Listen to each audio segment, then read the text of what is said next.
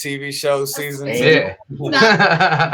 About time for SB to come into the fucking picture. So so now it's like 2014, 2015. And first of all, let me go back to the A&E TV show. Like, I gave so many people a platform, bro. Like, you want to talk about somebody who shared opportunities.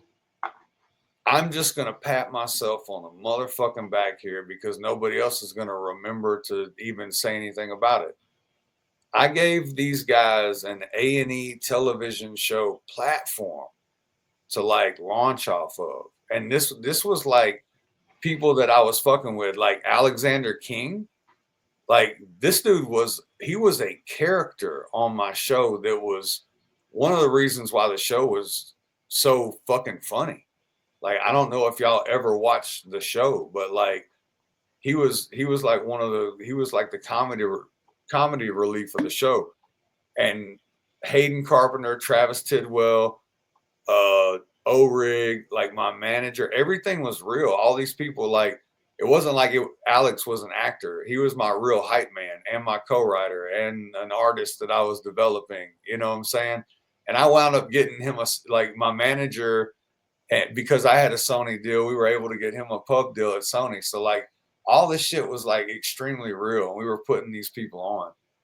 Even when VH1 was filming, like I had Jelly Roll and Lil White come out when they were filming so they could be in like the sizzle reel and shit. So I was fine with the opportunities that I was given with all of these guys at the time. Like, I was trying to give all these guys a platform to work off of. And you know what? I'm kind of sad that nobody had their own break off shit. Man. Like, I'm in the opposite boat. Everybody had their own break off shit, but I honestly, damn, I'm over here with you, HB. I'm like, I thought I know what that Alexander feels King, like. I thought Alexander King would have had his own like show, you know what I'm saying? Like, because he had this idea for Guitars and Muscle Cars. It was this wild ass TV show, and I was like, bro, we'll pitch it. Like, let's get done. yeah. But he was talking about that shit on day one shoot, season 1. I was like, bro, let's get season 1 out of the way, and then we'll bring in your TV show idea. We're at lunch. He's like, did you tell him about my show idea yet? I'm like, bro, it's day 1. Calm down. We'll get there.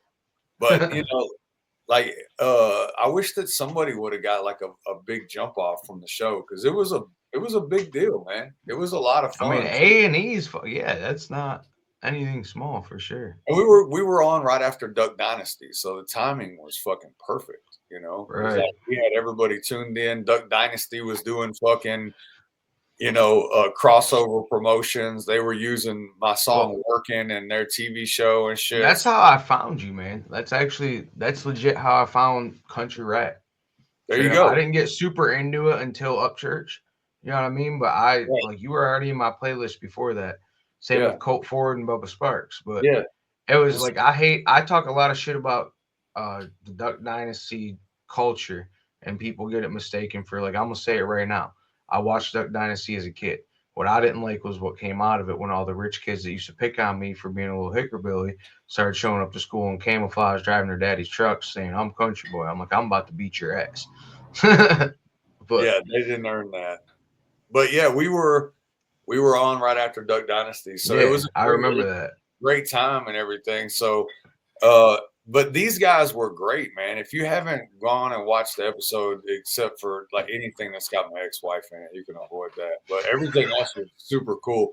Like, my mother was a character. My team. So like, imagine you're on set, like my mom is on TV. You know what I'm saying? That's like lit. We're shooting these commercials in these big warehouses, and you hear that, Mama? I'm putting you on TV. That's the next goal. Bro, you want to talk about the goals in life? Like, I don't care about numbers, bro. Like, who's put their mama on TV? And like, that's lit. Facts. You know, so like there was things, and now my mom's passed away, and I've got these times where we done TV together, and I'll always have these clips, man. There's one, if y'all ever go watch Big SMO TV show Mama Smo in the kitchen with the spoon. It's like every time I miss my mom, bro, I go watch this clip of me and my mom in the kitchen fucking hanging out because she was so funny, you know. I don't know. It was just a wild time, but that's whenever my 2015, right before the second season came out. You know, and it was rough. Second season was hard. First season was fun. They wanted me to do it again, and I was like, oh shit. Because I didn't want to do like a bunch of episodes. Like I know people are like, oh, you had 2 episodes and then it flopped, or seasons. And then it flopped. And it's like, no, I didn't even want to do 2 seasons. I just wanted to do 1 season and say, hey, everybody, look, this is country rap over here. Now listen. You know, it was only supposed to be a commercial to get everybody to listen to country rap. I wasn't trying to be no TV dude. Like I was just a regular ass dude who got an opportunity and was like, oh yeah, I know how to do TV. You saw a way to capitalize that on what you really wanted. And we were already filming our own TV. That makes we were doing our shit already. So I already knew how to do all this shit. Like I say, I already had media experience.